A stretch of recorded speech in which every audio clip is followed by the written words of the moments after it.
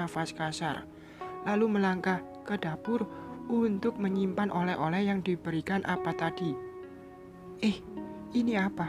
Aku terbengong melihat ada cairan putih di kursi meja makan.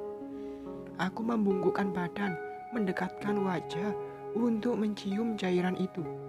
Seketika mataku menyadari sesuatu yang telah terjadi di sini. Aku mengepalkan kedua tangan, nafasku memburu, membayangkan suamiku telah berbuat dosa di rumahku sendiri. Tidak bisa dibiarkan.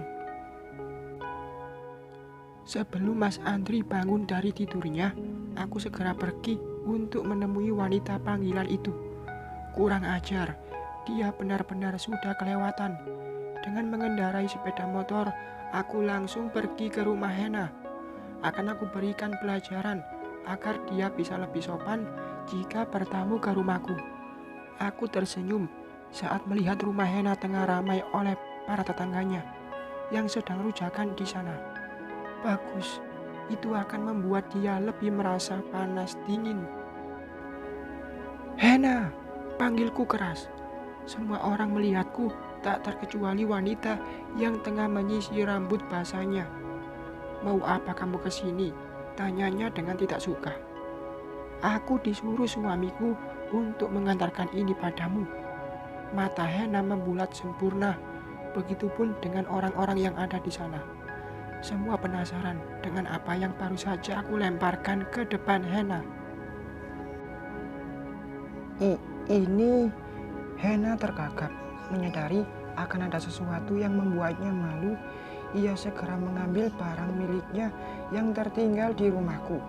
Namun gerakannya kalah cepat oleh Bi Ani yang duduk di sebelah Hena.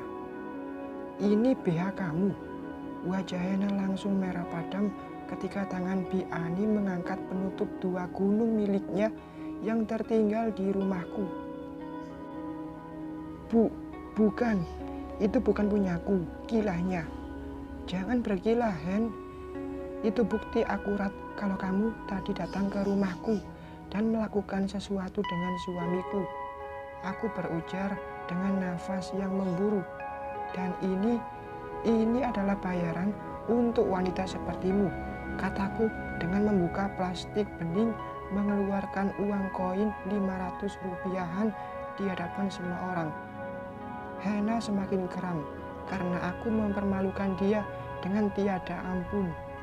Dia tersinggung dengan caraku menaburkan koin di depannya. Apa kau pikir aku bukan wanita murahan seperti yang kau pikirkan, Arini? Hena berdiri, dia menunjuk wajahku dengan berkacak pinggang. Aku pun tidak ingin kalah darinya. Aku naik ke teras rumah dengan menghentakkan kakiku. Semua orang menyingkir ke samping. Tinggallah aku dan Hena berdiri saling berhadapan. Dengar ini, aku datang ke rumahmu untuk memberikan obat bagi suamimu. Istri macam apa yang malah pergi meninggalkan suaminya dalam keadaan sakit? Memberikan obat katamu? Ya, obat dahaga untuk memuaskan suami orang, kataku tak kalah lantang darinya. Hena, apa benar yang dikatakan Rini? Kamu datang ke rumah mereka dan berbuat itu dengan Andri? Tanya salah satu ibu-ibu di sana. Tidak, Rini ngada-ngada. Dia cemburu padaku karena Mas Andri dan aku masih berhubungan baik. Berhenti berkilah, karena bukti yang aku bawa sudah menunjukkan kalau kamu bukan wanita baik-baik. Aku memang wanita baik-baik. Tidak ada wanita baik-baik yang datang ke rumah mantan suaminya dan di sana. Plak! Telapak tangan Hena berhasil menyentuh sebelah pipiku. Plak! Aku membalas perbuatan Hena sampai kawat gigi yang dia pakai terlepas dan terjun bebas keluar dari dalam mulutnya. Ketahuan sekali dia memakai barang murah. Hena tidak terima dengan perbuatanku. Dia pun hendak membalasnya lagi, tapi tak bisa karena kedua tangannya berhasil aku pegang. Sudah, hentikan. Teriakan Buria menggema, tapi aku tidak mengindahkannya. Ibu-ibu mencoba melerai, tapi aku tidak memberikan celah pada mereka untuk mengambil alih Hena dariku. Silakan kau menyakitiku, Rin. Setelah ini, kau yang akan mendapatkan hal yang sama dari suamimu. Dia pasti akan malu dengan kelakuan istri sepertimu. Aku tidak peduli. Kau pantas diperlakukan seperti ini, semprotku di telinganya. Dia pasti akan lebih membelaku daripada kamu, karena aku panas. Ibu, panas. Hena berteriak saat wajahnya aku tekan ke dalam cobek berisikan bumbu rujak yang belum mereka sentuh. Aku melepaskan tanganku dari tangan Hena. Wanita itu mengibaskan tangan ke arah wajahnya yang sudah dipenuhi bumbu rujak. Buria sibuk mengambil air untuk membasuh wajah putrinya. Sedangkan Hena, dia terus meracau tidak jelas. "Arini, apa yang kau lakukan?" Aku menoleh. Ternyata Mas Andri datang menyusulku. Siapa yang telah memberitahu dia kalau aku ada di sini? Pasti ibunya Hena yang mengadukan aku. "Ayo pulang," sentaknya menarik tanganku. Aku melepaskan tangan Mas Andri dari tanganku, lalu pergi seorang diri tanpa memperdulikan dia. Aku bisa pulang sendiri. Tidak akan aku biarkan kamu mengendarai motor seorang diri. Kamu pasti mau keluyuran, ujarnya lagi. Mas Andri mengambil paksa kunci motorku.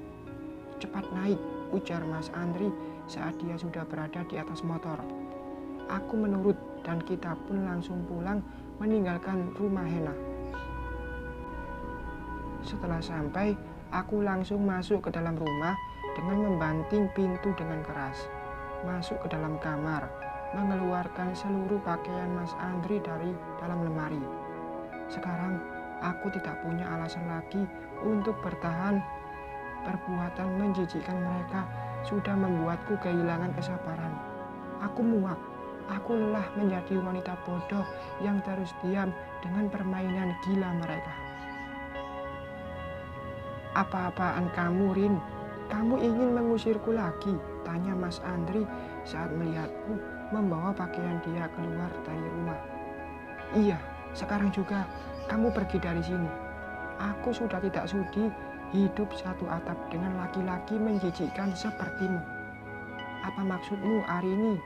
Kamu yang salah, tapi kamu yang marah-marah. Aku adalah korbanmu. Aku yang kau bikin jadi sakit, tapi kamu malah mau mengusirku." Aku tersenyum miring. "Korban," katanya. Lucu sekali. Seorang tersangka mengaku menjadi korban. Aku yang salah. Ya, akulah yang salah. Salah memilih suami. Telah salah menikah dengan pria yang penuh dengan dusta. "Arini, cukup. Jangan karena kamu yang punya rumah ini, jadi kamu bisa seenaknya padaku. Aku ini suamimu, Rin. Aku malu dengan kelakuan barbarmu tadi. Apa maksudmu datang dan marah-marah di rumah Hena? Kamu cemburu karena kamu tahu kalau tadi Hena datang dan memberikan obat padaku. Bukan hanya karena dia datang ke rumahku, tapi perbuatan kalian yang membuatku jijik. Apa yang kau lakukan di rumahku tadi?" Mas Andri terdiam. Wajahnya sedikit memucat, tapi dengan cepat dia bisa menguasai keadaan. "Aku dan Hena tidak berbuat apa-apa, Rin. Kamu jangan asal bicara," ucapnya. Dia mengambil pakaian miliknya yang sudah teronggok di teras rumah, membawanya ke dalam lagi. Namun, aku tidak terima. Terjadilah saling tarik-menarik pakaian antara aku dan Mas Andri. "Lepas, Mas. Aku tidak mengizinkan kamu untuk tinggal di rumahku lagi. Aku ingin cerai darimu. Aku ingin kau kembali saja pada Hena. Jangan bicara soal cerai, Rin. Tidak baik. Kamu hanya sedang cemburu, Rin. Aku sama Hena tidak ada apa-apa." "Bohong." "Buktinya, Di dapur ada bekas pertempuranmu dengan Hena. Tadi aku juga menemukan BH milik Hena yang sudah aku kembalikan padanya. Ujarku lagi berteriak. Untungnya rumahku berjauhan dengan rumah tetangga.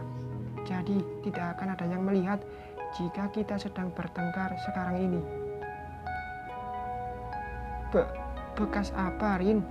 Aku menarik tangan Mas Andri ke dapur, memperlihatkan cairan putih yang sudah mengering di atas kursi. Sengaja aku tidak menghilangkan bukti itu karena Mas Andri pasti akan mengelak. Kamu pikir aku wanita bodoh yang tidak tahu cairan apa itu?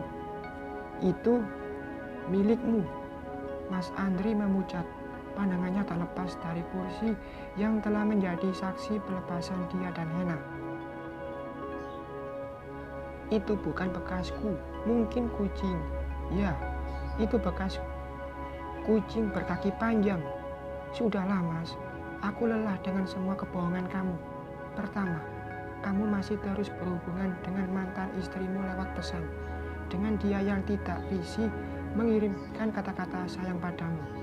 Juga kamu yang ternyata diam-diam memberikan sejumlah uang padanya. Terus sekarang ini bukti yang paling membuatku tidak terima, Mas. Sebagai istrimu, aku merasa sudah tidak berarti lagi. Aku menyerah. Aku mundur dari pernikahan ini. Sekuat tenaga aku menahan air mata agar tidak keluar, hingga dadaku kembang kempis, menahan sesak yang amat sangat. Sayang, dengarkan penjelasan aku. Kamu salah paham, Rin. Mas Andri hendak menyentuh pipiku. Namun, aku menepis tangan itu. Aku jijik, sangat jijik. Aku memilih duduk di kursi meja makan yang masih bersih, mengusap wajah dengan kedua telapak tangan. Hal yang sama pun dilakukan Mas Andri. Dia menarik kursi di sebelahku, duduk di sana, lalu mengambil tanganku. Aku menepisnya lagi hingga helaan nafas terdengar darinya. Rin, aku memberikan uang pada Hena karena dia yang sedang membutuhkan. Aku tidak memberikannya. Aku meminjamkan pada dia dan dia berjanji akan bayar. Tapi tidak jadi karena kamu yang sudah mengambil uang itu, kan? Ya, karena aku tidak ikhlas uang suamiku dimakan sama wanita itu. Meskipun alasannya minjem, harusnya dia bekerja kalau mau uang, bukan mengiba pada suami orang, kataku. Iya, aku minta maaf. Mungkin aku salah. Kita mulai semuanya dari awal ya. Maafkan aku. Aku janji apapun yang Hena inginkan dari Mas pasti akan cerita sama sayang. Pasti akan minta saran dari kamu. Mas janji sayang. Mas Andri membujukku. Dia keluarkan kata-kata manis andalan dia supaya aku mengurungkan niatku untuk berpisah. Aku menarik napas, mengembuskannya dengan kasar. Sudah terlambat, Mas. Aku sudah tidak bisa lagi percaya padamu. Aku menyerah. Aku ingin pernikahan ini berakhir. Sekuat apapun kamu bergila, tidak melakukan apa-apa dengan Hena di tempat ini, tapi keyakinanku berkata lain. Kamu pasti melakukan itu dengan dia. Pasti, Mas. Hening. Kami saling diam. Mas Andri tidak lagi melakukan pembelaan. Aku pun tak lagi bicara. Keputusanku sudah bulat. Aku ingin mengakhiri pernikahan ini. Assalamualaikum, Nduk. Ya Allah. Opo iki? Kenapa baju-baju berserakan di lantai? Aku dan Mas Andri saling pandang. Dari logat bicaranya yang datang sepertinya. Aku mengusap-ngusap keningku. Angel. Bersambung.